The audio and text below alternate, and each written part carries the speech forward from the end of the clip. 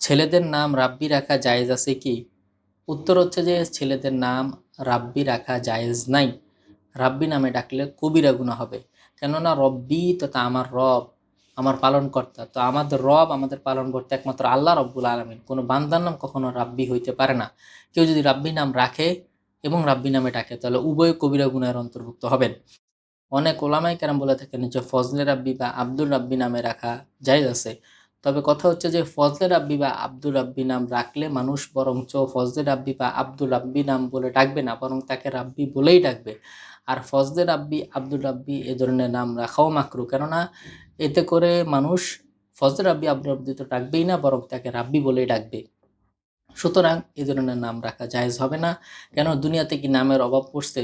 শত শত নাম আছে, সাহাবা আজমাইনদের নাম আছে, নবীদের নাম আছে, এছাড়া অনেক ওলামায়ে কেরামের সুন্দর সুন্দর নাম আছে, এছাড়া ইসলামিক অনেক সুন্দর সুন্দর নাম আছে, বুজুর্গদের নাম আছে। এত নাম থাকতে কেন স্বয়ং আল্লাহ রব্বুল আলমিনের নাম রাখা লাগবে? সুতরাং এই ধরনের রাব্বি নাম রাখা জায়েজ হবে না।